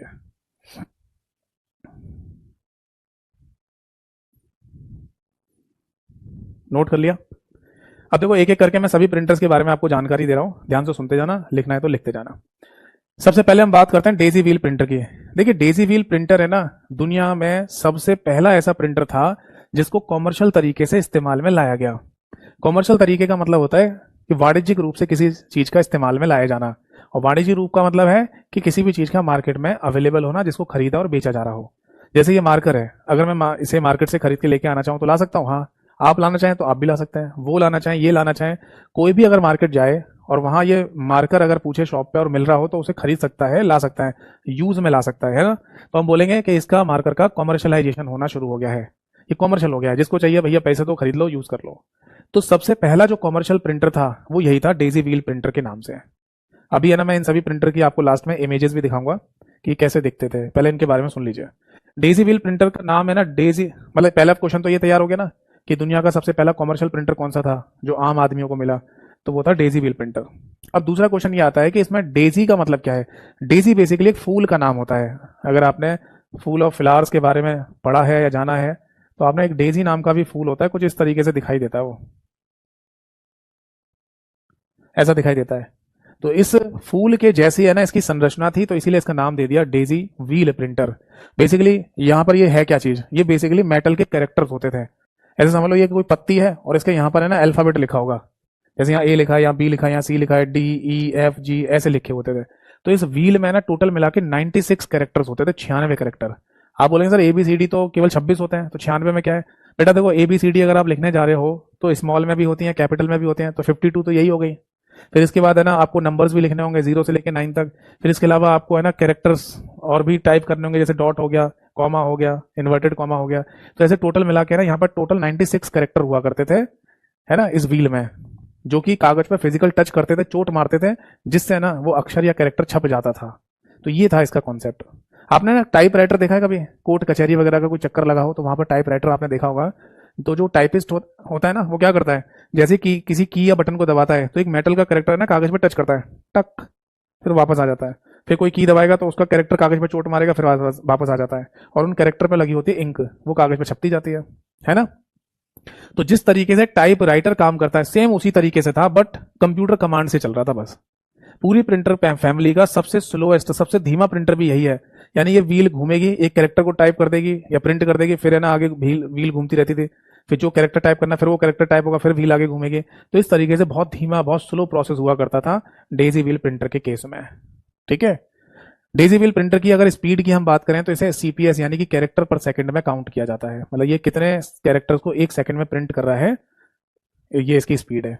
एक बात और हम लिख सकते हैं या दिमाग में रखिएगा कि डेजी व्हील प्रिंटर है ना जो प्रिंट करता है वो केवल और केवल कैरेक्टर को ही या टेक्स्ट को ही प्रिंट कर सकता है, कोई इमेज या ग्राफिक्स को प्रिंट नहीं कर सकता। समझ में आ गई बात? तो यही कुछ पॉइंट याद रखने हैं कि डेजी व्हील प्रिंटर सबसे पहला कमर्शियल प्रिंटर था, सबसे स्लोएस्ट प्रिंटर है पूरी प्रिंटर फैमिली में। इसमें टोटल 96 कैरेक्टर का इस्तेमाल किया जाता है प्रिंट करने के दौरान, और इसके द्वारा है ना केवल टेक्स्ट प्रिंटिंग हो सकती है, इमेज प्रिंट नहीं कर पाएगा, और इसकी स्पीड को सीपीएस में काउंट करते हैं कैरेक्टर पर सेकंड में। इसके बाद अगला प्रिंटर आता है डॉट मैट्रिक्स प्रिंटर। ये क्या होता है भाई? देखो डॉट मैट्रिक्स प्रिंटर है ना बेसिकली एक विशेष प्रकार का प्रिंटर है जिसमें मैट्रिक्स का इस्तेमाल किया जाता है, पिन मैट्रिक्स का। मतलब डॉट मैट्रिक्स प्रिंटर जब शुरुआत में आए थे ना तो इनके अंदर एक पिन मैट्रिक्स लगी हुई थी इस तरीके से, और उसमें टोटल मिला के 9 पिन हुआ करती थी बस। कितनी? 9 पिन। ऐसे समझ लो जैसे ये मार्कर है ना मेरे पास, तो इसे एक पिन मान लीजिए, पिन है ये, तो ऐसे ही इसके बराबर में या ऊपर नीचे टोटल मिला के 9 मार्कर है, 9 मार्कर्स। ठीक है। तो देखो इसमें प्रिंट कैसे होता है।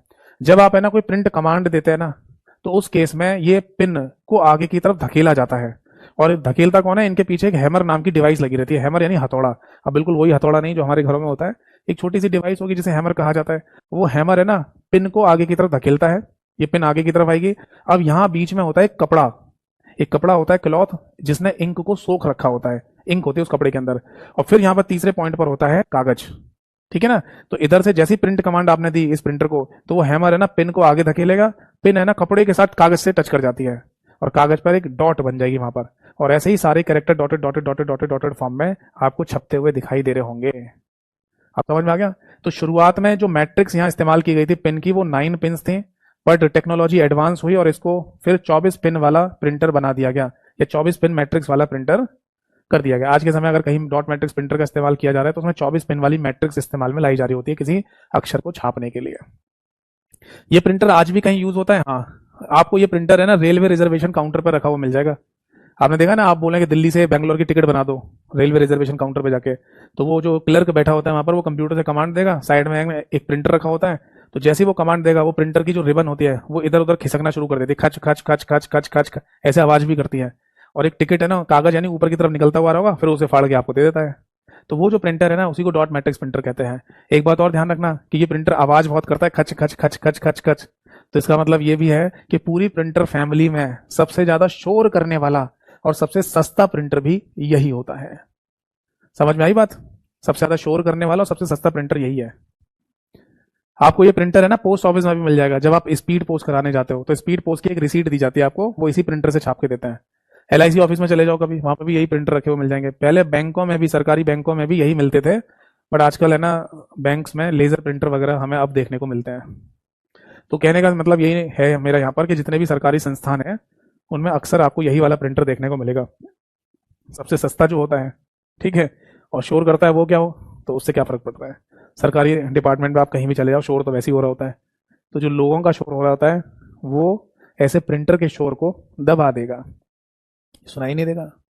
समझ में आ गई बात? डॉट मैट्रिक्स प्रिंटर है ना जो प्रिंट निकालता है उसकी स्पीड को CPS में ही काउंट करते हैं, कैरेक्टर पर सेकंड में, यानी एक सेकंड में कितने कैरेक्टर को इसने प्रिंट किया है। और इसके द्वारा केवल टेक्स्ट प्रिंट किया जा सकता है, अक्षर, कैरेक्टर वगैरह, कोई इमेज वगैरह प्रिंट नहीं हो सकती है। ठीक है, तो बस ये याद रखिएगा, डॉट मैट्रिक्स प्रिंटर में पिन मैट्रिक्स होती है, 9 से लेकर 9 पहले आती थी, अब 24 पिन की आती है।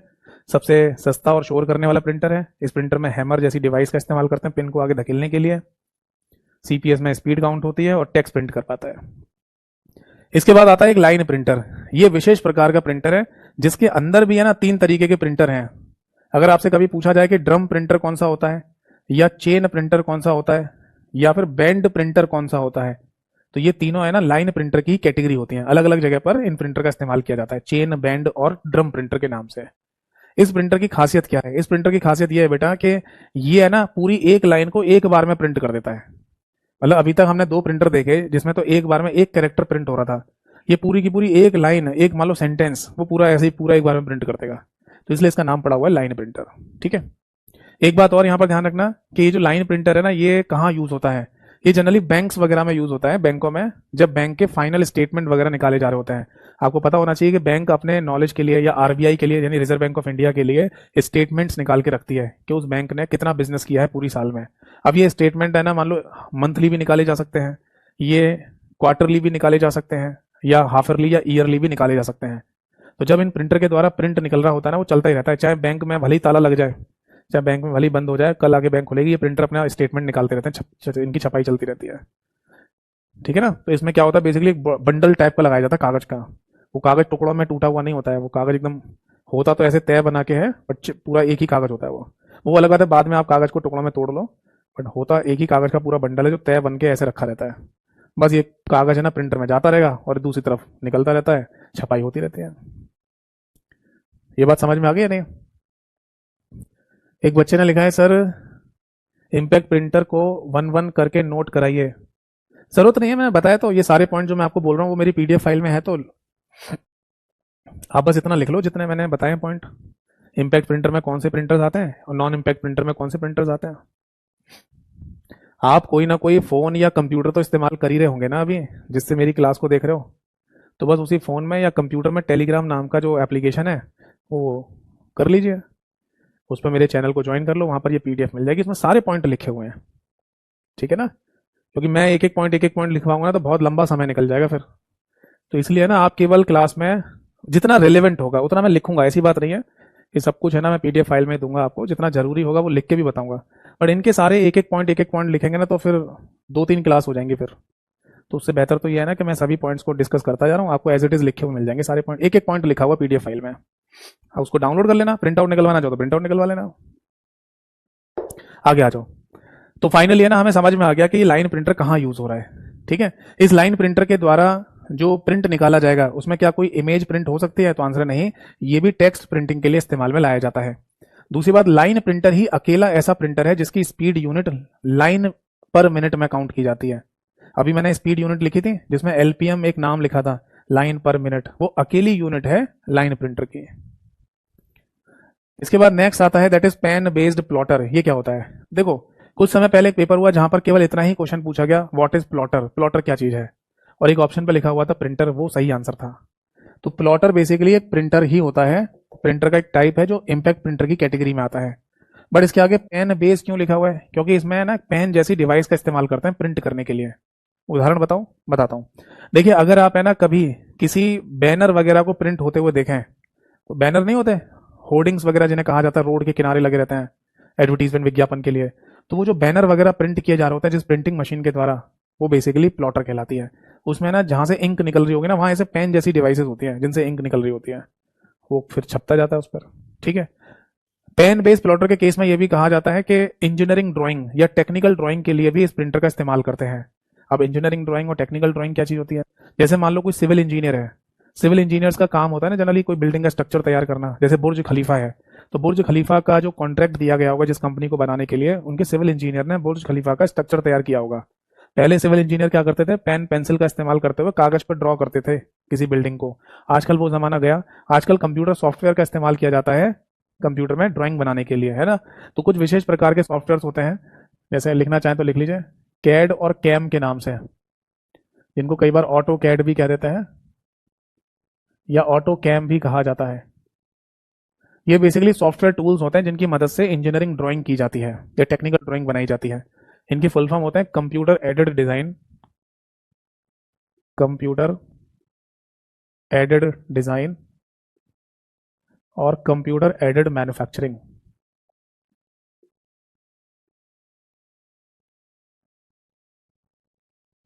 ठीक है बेटा। तो कंप्यूटर एडेड डिजाइन और कंप्यूटर एडेड मैन्युफैक्चरिंग इनका फुल फॉर्म है। तो इनकी मदद से ना इंजीनियर्स क्या करते हैं? ड्राइंग बनाते हैं कंप्यूटर में। अब कंप्यूटर में ड्राइंग बनाने के बाद तो काम नहीं चलेगा, क्योंकि ड्राइंग कागज पे भी तो आनी चाहिए। क्योंकि जिस प्रोजेक्ट साइट पर काम चल रहा होगा वहां पर हर समय कंप्यूटर ऑन करके लोग नहीं देख सकते हैं, शीट या चार्ट के ऊपर देखेंगे कि क्या बनाना है हमको, है ना। या इंजीनियर बताता जाएगा देखो तुम्हें ये काम करना है, ये काम करना है ना। तो वहां पर बड़े बड़े चार्ट या शीट पर ड्राइंग चाहिए, तो एक विशेष प्रकार का प्रिंटर होता है जिसे प्लॉटर कहते हैं। उस प्लॉटर में ना पेन जैसी डिवाइस लगी होगी, तो वो ड्राइंग है ना बना देगा अपने आप शीट के ऊपर। आप कमांड दे दो, पूरी ड्राइंग बना देगा। यानी जहां सिविल इंजीनियर को पेन पेंसिल लेके वो ड्राइंग बनानी पड़ रही थी, वो अब प्रिंटर बना देगा। ठीक है। तो ऐसा कहा जाता है कि टेक्निकल ड्राइंग या इंजीनियरिंग ड्राइंग में कौन सा प्रिंटर यूज होता है? तो आंसर है प्लॉटर। ठीक है। प्लॉटर में ना वेरिएशन भी बहुत ज्यादा है, बहुत सारी मशीनों को प्लॉटर कहा जाता है, जैसे कि बैनर बनाने वाली मशीन हो गई, इंजीनियरिंग ड्राइंग वाली मशीनें हो गई। इवन आपको जानकर हैरानी होगी कि जिस मशीन से आपके शरीर पर टैटू बनाया जाता है, उस टैटू बनाने वाली मशीन को भी प्लॉटर ही कहते हैं। आप कभी पूछना उस व्यक्ति से जो टैटू बना रहा हो, रोड पर बैठ के जो टैटू बनाते हैं ना, उनको तो क्या ही पता होगा। बट अगर आप किसी अच्छी शॉप पे जाना जहां टैटू बनाया जा रहा हो, उनसे पूछना भैया इस मशीन को क्या कहते हैं, अगर उसे पता होगा तो बता देगा भैया इसे प्लॉटर कहते हैं। टच करती है ना शरीर पर, पेन जैसी डिवाइस भी लगी होती है जिससे वो इंक डाल रहे होते हैं शरीर में, बॉडी में, तो इसलिए उसे प्लॉटर या पेन बेस्ड प्लॉटर कहा जाता है। ठीक। पेन बेस्ड प्लॉटर की कोई अपनी स्पीड यूनिट होती है? नहीं, इसकी कोई स्पीड यूनिट नहीं है। इसके द्वारा टेक्स्ट और इमेज दोनों ही प्रिंट किए जा सकते हैं। इसके बाद आता है 3D प्रिंटर। 3D प्रिंटर का मतलब 3 डायमेंशन प्रिंटर। जिस तरीके से आप सिनेमा हॉल में मूवीज वगैरह देखने जाते हो 3D वाली, उसी तरीके से समझ लीजिए कि आपको एक प्रिंटर दिया गया है जो 3D प्रिंटिंग कर देगा। अब कई बार है ना हम कागज पर एक ऐसी प्रिंटिंग देख रहे होते हैं जो 3D जैसी दिख रही होती है, वो केवल एक भ्रम होता है, इल्यूजन। क्योंकि किसी कागज पर 3D हो ही नहीं सकता, क्योंकि कागज खुद ही 2D होता है नहीं भाई। अगर कागज की बात की जाए, पेपर की बात की जाए, तो हम उस पर कुछ भी बना दें, वो 3D कभी हो ही नहीं सकता। बस एक इल्यूजन हो सकता है, भ्रम हो सकता है जो 3D जैसा दिख रहा हो। जैसे इस बोर्ड के ऊपर ही मैं मान लो कोई ऐसी इमेज बना दूं जो आपको 3D जैसी दिख रही हो, तो वो एक भ्रम ही तो होगा, क्योंकि बोर्ड 2D तो होता है, केवल 2 डायमेंशनल। तो ये 3D प्रिंटर क्या चीज होती है? तो मैं आपको बता दूं कि ये विशेष प्रकार के प्रिंटर हैं जिनका इस्तेमाल स्कल्पचर यानी कि मूर्तियां वगैरह बनाने के लिए किया जा रहा है आजकल।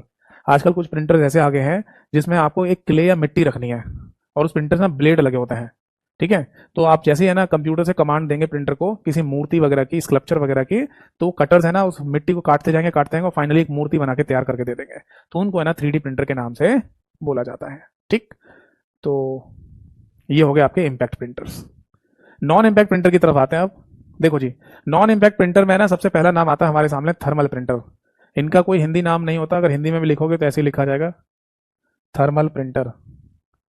ठीक है। ये है ना एक विशेष प्रकार का प्रिंटर है, नॉन इम्पैक्ट वाली कैटेगरी में है। कैसे? आप बोलेंगे सर नॉन इम्पैक्ट में आपने यही तो बताया, स्प्रेइंग ऑफ इंक, यानी इंक का दूर से छिड़काव करना है ना, तब जाके कागज पर प्रिंट निकल के आएगा। बट बेटा मैं आपको बता दूं कि ये जो थर्मल प्रिंटर है, इस प्रिंटर को जिंक प्रिंटर भी कहते हैं, और जिंक प्रिंटर का नाम मतलब होता है जीरो इंक। मतलब इसमें किसी भी प्रकार की इंक की इस्तेमाल नहीं होती। तो इसीलिए मैंने कहा कि नॉन इम्पैक्ट की कैटेगरी में एक विशेष प्रकार का प्रिंटर है जिसमें इंक ही यूज नहीं होती। तो फिर प्रिंट कैसे निकलता है? तो बेसिकली होता क्या है, इस प्रिंटर के अंदर एक रोलर होता है, गोल गोल बेलन जैसा, उसके ऊपर कैरेक्टर छपे होते हैं, और इस प्रिंटर के अंदर एक विशेष प्रकार का कागज इस्तेमाल करते हैं जो जिसके अंदर कार्बन की मात्रा ज्यादा होती है। ठीक है, दो चीजें हैं। अब इस प्रिंटर को जैसी कमांड मिलती है ना, तो ये गर्म होना शुरू हो जाता है, और फिर जो कागज का रोल है ना, वो कागज का नहीं, जो रोल लगा हुआ है इसमें, रोलर, इसके ऊपर अक्षर छपे हुए हैं, वो और कागज दोनों बिल्कुल इतने पास से होकर गुजरते हैं, इतने पास से कि लगता तो ऐसा ही कि टच कर रहे हैं, जबकि टच नहीं कर रहे होते, गैप होता है उनके बीच में। बट गर्मी की वजह से जो कागज के ऊपर, कागज के अंदर जो कार्बन है ना, वो उभर के आ जाता है उस अक्षर के हिसाब से। जैसे अल्फाबेट ए है, तो ए वाला अल्फाबेट जैसे है ना, जो रोलर के ऊपर बना हुआ है, वो कागज के जैसे ही पास से होकर निकलेगा ना, तो गर्मी की वजह से वो कागज में से कार्बन उतना उभर के आ जाएगा, तो कागज पे ए जैसा दिखना लगेगा आपको। तो ये कॉन्सेप्ट है ना, इसमें इस्तेमाल में लाया जाता है थर्मल प्रिंटर के अंदर। मैं बता रहा हूँ उन प्रिंटर की बात, या उन प्रिंटर्स की बात कर रहा हूँ जो आपको पीओएस मशीन्स में देखने को मिलते हैं, यानी कि पॉइंट ऑफ सेल्स मशीन्स। ये पॉइंट ऑफ सेल्स मशीन्स कौन सी होती है पता है? जितनी भी बिलिंग मशीन है। जैसे आप किसी भी शॉपिंग मॉल में चले जाओ, तो आपको बिलिंग काउंटर पे जो स्लिप दी जाती है कि भैया देखो इतना बिल पे करना है, वो जिस मशीन से है ना प्रिंट करके निकाली जा रही है रिसीट या स्लिप, वो थर्मल प्रिंटर होता है। आप किसी एटीएम मशीन में चले जाओ, तो उसमें भी लास्ट में एक रिसीट निकल के आती है कि आपका रिमेनिंग बैलेंस इतना बचा हुआ है। तो एटीएम मशीन के अंदर भी जो प्रिंटर लगा हुआ है वो भी थर्मल प्रिंटर होता है। ठीक है, तो जहां पर भी जिस जगह पे बिलिंग मशीन है, जैसे कि आप किसी बस में चले जाओ, तो बस कंडक्टर के हाथ में जो मशीन होती है जिससे वो टिकट बना के देता है, वो भी तो एक बिलिंग मशीन है। तो जितने भी, या आपके घर में बिजली का बिल आजकल जो आ रहा होगा, वो भी एक मशीन से निकाल के दे रहे हैं आजकल, हैंड टू हैंड मीटर को चेक करके। तो वो ये जितनी भी बिलिंग मशीन है, इन सभी को थर्मल प्रिंटर मशीन के नाम से बोला जाता है। एक कॉमन नाम इस्तेमाल करते हैं पीओएस, यानी कि पॉइंट ऑफ सेल्स मशीन्स। ठीक है, तो इनमें नोटिस किया आपने, हमेशा कागज ही बदला जाता है। कागज का रोल खत्म हो जाएगा तो कागज का रोल लगा देंगे, बट इनमें किसी भी प्रकार की इंक नहीं डालते हैं। तो ये है इसका कॉन्सेप्ट। थर्मल प्रिंटर के द्वारा केवल और केवल टेक्स्ट को प्रिंट किया जा सकता है, इमेज प्रिंट नहीं होगी, और इसकी स्पीड को सीपीएस यानी कि कैरेक्टर पर सेकंड में काउंट करते हैं। अगला आता है बेटा इंकजेट प्रिंटर। इंकजेट प्रिंटर है ना, स्पेशली हाई क्वालिटी की इमेजेस या चित्र वगैरह प्रिंट करने के लिए किया जाता है। अगर आप किसी स्टूडियो में जाएंगे अपने पासपोर्ट साइज के फोटो वगैरह निकलवाने के लिए, तो जो शीट जिस पर पासपोर्ट साइज के फोटो निकल के आते हैं, वो शीट भी है ना इंकजेट प्रिंटर से ही प्रिंट की जा रही होती है। समझ में आ गया? तो जनरली कहा जाता है कि हाई क्वालिटी के इमेजेस वगैरह आपको प्रिंट करने हैं तो इंकजेट प्रिंटर का इस्तेमाल कीजिए। एक बात और बताऊंगा मैं आपको यहाँ पर, कि इंकजेट प्रिंटर से केवल इमेजेस प्रिंट नहीं होती हैं, टेक्स्ट भी प्रिंट कर सकते हो। जैसे कुछ लोग, पता है, कुछ लोग मार्केट से इंकजेट प्रिंटर खरीद लाते हैं क्योंकि ये सस्ता आता है। ठीक है, तो इसे खरीद लेंगे और इससे अपने डॉक्यूमेंट वगैरह प्रिंट कर लेते हैं, जैसे कि कोई पीडीएफ फाइल प्रिंट करनी है, कोई दस्तावेज प्रिंट करना है, तो वो भी कर लेते हैं। बट अगर आपके प्रिंट आउट बहुत ज्यादा है, प्रिंट बहुत निकालने हैं आपको, तब ये इंकजेट प्रिंटर है ना महंगा हो जाता है इंक के केस में। यानी ज्यादा प्रिंट आउट निकालते हो आप पूरे दिन में और इंकजेट प्रिंटर का इस्तेमाल कर रहे हैं, तो आपको इसमें लॉस होगा। भले ही प्रिंटर की कॉस्ट कम होती है, जब मार्केट से खरीद के लाओगे तब सस्ता आएगा, बट जिसमें जो इंक डलती है वो महंगी पड़ जाएगी फिर आपको। इसलिए जो लोग ज्यादा प्रिंट आउट निकलवाते हैं या निकालते हैं, वो लेजर प्रिंटर का इस्तेमाल करते हैं, इसकी प्रिंटिंग सस्ती पड़ती है। तो बेटा इंकजेट प्रिंटर में बेसिकली कॉन्सेप्ट क्या है वो मैं समझा देता हूँ। इसके अंदर है ना नोजल्स होते हैं, जैसे ये मान लो कि ये नोजल है जिसमें से इंक को कागज के ऊपर स्प्रे किया जाएगा, और इसमें एक लिक्विड इंक कैटरेज का इस्तेमाल किया जाता है, यानी तरल पदार्थ वाली इंक का। ठीक है, एक कैटरेज या कंटेनर कहते हो जिसमें लिक्विड तरल पदार्थ की इंक भरी होती है, वो इंक है ना पाइप के थ्रू पहुंचा दी जाती है नोजल में, और फिर ये नोजल से ना कागज के ऊपर स्प्रे करते हैं इंक को, और इस तरीके से प्रिंट निकलता है। एक बात और ध्यान रखना कि इंकजेट प्रिंटर एक इकलौता ऐसा प्रिंटर है जिसकी प्रिंटिंग को वेट प्रिंटिंग यानी गीली प्रिंटिंग कहते हैं। क्यों भाई? क्योंकि इसके अंदर लिक्विड फॉर्म में इंक का इस्तेमाल किया जा रहा है, तरल पदार्थ इंक का इस्तेमाल करते हैं। समझ में आ गई बात? अब देखो इस प्रिंटर का इस्तेमाल है ना आप कर सकते हो ब्लैक एंड व्हाइट वाली यानी काले रंग की प्रिंटिंग करने के लिए, नॉर्मल ब्लैक कलर से प्रिंट होके आ जाएगा, बट चाहे तो कलर प्रिंटिंग भी इससे की जा सकती है। ठीक है, अगर आप इंकजेट प्रिंटर से कलर प्रिंटिंग करना चाहते हैं, तब आपको कलर इंक कैटरेज इस्तेमाल करनी पड़ेगी, जिसमें CYM के नाम के कलर्स आएंगे, प्राइमरी कलर्स। मतलब क्या है? यानी कि इंकजेट प्रिंटर में जो कंटेनर होगा इंक का, उसमें 4 ही कलर होते हैं CYM के। मतलब सी का मतलब होता है सियान। सियान शब्द होता है बेसिकली समुद्री नीला रंग जो होता है, अगर आप किसी समंदर को देखते हैं उसमें जो नीला रंग दिख रहा है पानी का वो सियान कहलाता है। वाई का मतलब येलो यानी पीला। एम का मतलब मेजेंटा। मेजेंटा बेसिकली होता है पिंक रेड, यानी ना तो गुलाबी ना लाल, दोनों का मिश्रण पिंक रेड, मेजेंटा बोलते हैं उसे। और के का मतलब होता है यहाँ पर ब्लैक यानी कि काला। यही चार कलर को मिला के लाखों कलर बना लिए जाते हैं इस प्रिंटर के अंदर, और फिर आपको प्रिंटेड कलर दिखाई देता या कलर प्रिंटिंग दिखाई देती है। ठीक है। इस प्रिंटर के द्वारा जो प्रिंट किया जाएगा वो टेक्स्ट भी हो सकता है, इमेज भी हो सकती है। और इस प्रिंटर की जो स्पीड है वो काउंट की जाती है पीपीएम में, यानी कि पेज पर मिनट में। ठीक है, नोट कर लीजिए। एक बच्चे ने लिखा है सर इंक की रेंज कितनी तक होती है, मतलब समझा नहीं, रेंज क्या चीज होती है? इंक की रेंज कितनी तक होती है मतलब, नहीं समझ पा रहा हूँ। रेंज शब्द का मतलब क्या है? रेंज को तो हिंदी में दायरा कहते हैं। कितना दायरा होता है मतलब? चलो लिख देना क्या लिखना चाह रहे हो। अब अगला देखो, इसके बाद है ना एक और प्रिंटर आता है जिसको लेजर प्रिंटर कहते हैं। सबसे पहला और इंपॉर्टेंट पॉइंट ध्यान रखना कि लेजर प्रिंटर पूरी प्रिंटर फैमिली में सबसे फास्टेस्ट प्रिंटर है आज की डेट में। सबसे तेज प्रिंटर निकाल के दे रहा है ये। ठीक है। भले ही ये प्रिंटर थोड़ा महंगा आता है, यानी कि आप जब इसे खरीदने जाएंगे तो कॉस्टली पड़ेगा आपको, 10 12 15 20 हज़ार रुपए तक का आपको मिलेगा। बट इसकी जो प्रिंटिंग है वो सस्ती पड़ती है। मतलब अगर आप डेली बेसिस पे बहुत ज्यादा प्रिंट आउट निकालते हैं तो लेजर प्रिंटर का ही इस्तेमाल कीजिए। ठीक है। कुछ लोग ये सोचते हैं कि लेजर प्रिंटर के अंदर लेजर का इस्तेमाल है ना किया जाता होगा प्रिंट करने के लिए, बट ऐसा नहीं है। लेजर एक टेक्नोलॉजी है जो अंदर यूज होती है प्रिंटिंग के टाइम पर, प्रिंटिंग मेथड के टाइम पर। वरना इस प्रिंटर के द्वारा जो प्रिंट किया जाएगा उसमें भी इंक का इस्तेमाल होता है। जैसे इंकजेट प्रिंटर में जो इंक हम लगा रहे यूज कर रहे थे वो तरल पदार्थ में थी, लिक्विड फॉर्म में। यहाँ होती है पाउडर की फॉर्म में, एक काले ब्लैक कलर का पाउडर जैसा होता है, वो इसमें डाला जाता है। जब आप है ना लेजर प्रिंटर को कभी खोल के देखेंगे तो एक इसमें पाइप जैसा मिलेगा आपको, पाइप लंबा सा, जिसको टोनर कैट्रिज भी कहा जाता है, टोनर कैट्रिज। और उसके अंदर इंक पाउडर जैसा भर देता है, फिर दोबारा लगा देता है, फिर प्रिंट शुरू हो जाएगा। ठीक है। अगला आता है यूवी प्रिंटर। यूवी प्रिंटर का मतलब होता है ultra violet printer. Ultra violet printer एक विशेष प्रकार का प्रिंटर है जिसमें मतलब अल्ट्रा वायलेट लाइट का यूज किया जा रहा होता है प्रिंटिंग के दौरान। ठीक है, जब प्रिंटिंग चल रही होती है। अच्छा, एक ये पॉइंट तो हमने बोला ही नहीं। लेजर प्रिंटर के केस में याद रखना कि इसकी स्पीड काउंट की जाती है पीपीएम में, यानी पेज पर मिनट में। और लेजर प्रिंटर टेक्स्ट और इमेज दोनों को प्रिंट कर सकता है। ठीक है। अब आता है यूवी यानी अल्ट्रा वायलेट प्रिंटर। इसका इस्तेमाल जनरली इमेजेस वगैरह को या पोस्टर वगैरह को छापने के लिए किया जाता है। बड़े बड़े पोस्टर वगैरह अगर आप छापने हैं उनमें जनरली इसका इस्तेमाल किया जाता है। तो इसकी स्पीड या इसका है ना जो स्पीड तो ऐसे एज सच काउंट नहीं करते, मतलब ना तो एलपीएम पीपीएम और सीपीएस में नहीं काउंट करते। बाकी ये कह सकते हैं कि इसका इस्तेमाल जनरली इमेजेस वगैरह को प्रिंट करने के लिए किया जाता है। फिर आता है डाई सब्लिमेशन प्रिंटर। ये भी एक विशेष प्रकार का प्रिंटर है जिसका इस्तेमाल क्लॉथ्स प्रिंटिंग में करते हैं, यानी कि कपड़ों की प्रिंटिंग में। क्लॉथ्स प्रिंटिंग, अगर आपने है ना कभी भी कपड़े पहने हैं जिन पर छपाई हो रही थी, यानी कि प्रिंटेड क्लॉथ्स, तो उसमें उस प्रिंटेड क्लॉथ को छापने के लिए या प्रिंट करने के लिए जो मशीन इस्तेमाल में लाई जाती है उसको डाई सब्लिमेशन प्रिंटर के नाम से या प्रिंटिंग मशीन के नाम से बोल देते हैं। यहाँ पर भी यही वाले कलर इस्तेमाल करते हैं, CYM के। ठीक है। बाकी डाई शब्द का मतलब होता है इंक से, और सब्लिमेशन शब्द का मतलब होता है ये एक प्रोसेस है जिसमें किसी ठोस चीज को सीधे गैस में कन्वर्ट कर दिया जाए। ये केमिस्ट्री में आपने पढ़ा होगा सब्लिमेशन प्रोसेस, जिसमें ना हम किसी ठोस चीज को सीधे गैस में कन्वर्ट करते हैं, यानी कि वो लिक्विड फॉर्म में नहीं बदली हुई, सीधे गैस में चली जाए, गैस बन जाए, तो उसको सब्लिमेशन प्रोसेस कहते हैं। जैसे कपूर नहीं होता, कपूर ठोस होता है, कैम्फर, उसको जला दो तो गैस बन जाता है, उड़ जाता है। और जैसे आइस क्यूब है, बर्फ ठोस होती है, और उसको गर्म करोगे तो पहले पानी बनेगा, फिर गर्म करोगे तब गैस बनेगी, वेपराइजेशन, वाष्पीकरण हो जाएगा उसका, है ना। तो ये एक प्रोसेस अपनाया जाता है इस प्रिंटर के अंदर, इसलिए इसका नाम है डाई सब्लिमेशन प्रिंटर। ठीक है भाई। तो आई होप सो कि सभी प्रिंटर्स के बारे में जानकारी मैंने दे दी है। प्रिंटर वाला टॉपिक भी यहाँ पर खत्म होता है। बच्चे ने लिखा है सर पैसे, रेंज का मतलब पैसे। अच्छा, ये मेरे को नहीं पता कितने की इंक कैट्रिज वगैरह आती है, मेरे को नहीं पता। ये तो तब है ना जब आप खुद ये काम करते हो तो आपको आइडिया होगा, है ना। ये आपको जरूरत पड़ती है तो कभी आप लाए होंगे तो आपको पता होगा। अब ऐसे कौन सी चीज कितने प्राइस की आ रही है ये मेरे को थोड़ी पता है। वो तो ये ना प्रिंटर की मेरे को कोई जरूरत पड़ती हो, मैं जाता हूँ लेने, तो मेरे को आइडिया रहेगा कि हाँ इतने की आती है। मेरे को आइडिया नहीं है। आपको चाहिए तो आप मार्केट में पता कर सकते हो जाकर के, है ना, इंकजेट प्रिंटर या ये जो इनकी इंक वगैरह वो कितने की आती है। ठीक है।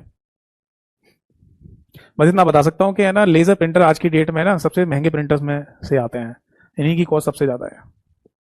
कुछ विशेष प्रकार के प्रिंटर को छोड़कर, जैसे पेन बेस्ड प्लॉटर्स हैं जो बड़े बड़े बैनर को प्रिंट करते हैं, तो ये ज्यादा महंगे होंगे। ये तो नॉर्मल कामों के लिए हो गए ना, ये तो बड़ी बड़ी मशीनें होती हैं ये कपड़े छापने प्रिंट करने वाली मशीनें बड़ी बड़ी मशीन, ये और महंगी होंगी। तो ऐसा मत समझ लेना कि मैं कह रहा हूँ कि लेजर प्रिंटर महंगे आते हैं तो सब में महंगे होंगे। जो नॉर्मल कागज वगैरह को जो हम प्रिंट करते हैं ना, उनके केस में मैं आपको बता रहा हूँ कि उनके केस में लेजर प्रिंटर सबसे महंगा प्रिंटर भी है और सबसे फास्ट प्रिंटर भी है। ठीक है भाई, तो आज की क्लास यहीं पर समाप्त होती है। कोई डाउट है तो फटाफट जल्दी से पूछो। मैंने अभी तक जो पढ़ाया उसके रिगार्डिंग अगर कोई डाउट है तो पूछिए, या इससे हटके अगर कोई डाउट पूछना है तो भी पूछिए। अगली क्लास में ना हम स्टोरेज वाले पार्ट को डिस्कस करेंगे ना। कंप्यूटर हार्डवेयर में एक लास्ट कैटेगरी और बची हुई है, स्टोरेज, यानी कि भंडारण युक्तियां, उनके बारे में डिस्कस करेंगे।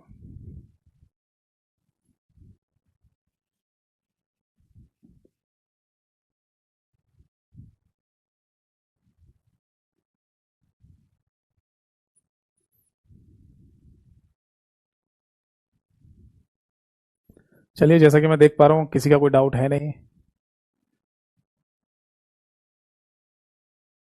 एक बच्चे ने लिखा था, धीरज ने, sir UP triple S C exam है, सिलेबस को एक बार देखकर एक्सप्लेन कर दीजिए। कर चुका हूँ, मेरा यूट्यूब चैनल है, इसकी जानकारी मैंने क्लास के शुरुआत में दी थी। मैंने उसी चैनल पर यूपी ट्रिपल एस सी का सिलेबस डिस्कस किया हुआ है, आप जाके देख सकते हैं। प्रदीप जी ने लिखा है, सर जी आज ही एनरोल हुआ हूँ बीएसएफ एससीएम के खातिर, आशीर्वाद दीजिए। अरे भैया, आपका मोस्ट वेलकम। आपने बैच में एनरोलमेंट लिया यानी कि एडमिशन लिया, आप बस तैयारी करिए। ठीक है, मेरी प्रे, आशीर्वाद की जगह मैं प्रे बोलूंगा, मेरी प्रे आपके साथ हमेशा रहेगी कि आपका सिलेक्शन हो जल्दी से जल्दी और आप कामयाब हो। ठीक है, ये हर एक टीचर की है ना, ये विश रहती है कि उससे जितने भी स्टूडेंट पढ़ रहे हैं वो जल्दी से जल्दी सेलेक्ट हो। तो मैं भी प्रे करूंगा भैया जल्दी जल्दी, है ना, बीएसएफ में आपका सिलेक्शन हो। तैयारी करिए बस। ठीक है, तो आई थिंक अब किसी का कोई और डाउट नहीं है, तो आज के सेशन क्लास को यहीं समाप्त करते हैं। बाकी जाते जाते यही बोलूंगा कि अगर कभी भी आप कोई एमसीक्यू वगैरह पढ़ रहे हो और डाउट आए तो मुझे मेरे व्हाट्सएप नंबर पर भी भेज सकते हो, जितना जल्दी होगा मैं रिप्लाई करूंगा। ठीक है, एक्सप्लेन कर दूंगा। कोशिश कीजिएगा कि अपने बैच का नाम भी लिख कर भेजें जब आप मेरे से डाउट पूछें। और बस इतना ही। एक बच्चे का कमेंट हो रहा है, यूपीएससी सीडीएस का पेपर में कौन से सब्जेक्ट आते हैं। आप एक काम कर लो, आप है ना, राकेश यादव सर ने शायद एक इंट्रोडक्शन क्लास बनाई है यूपीएससी सीडीएस को लेकर। ठीक है, या तो वो कैरियल एप्लीकेशन में मिल जाएगी या फिर है ना राकेश यादव सर का जो चैनल है, राकेश यादव मैथ्स के नाम से, वहां पर मिल जाएगी। मैंने देखी है, सर ने बनाई है, तो उसको आप देख लेना, उसमें सारी चीजें पता चल जाएंगी आपको। तो जय हिंद, वंदे मातरम।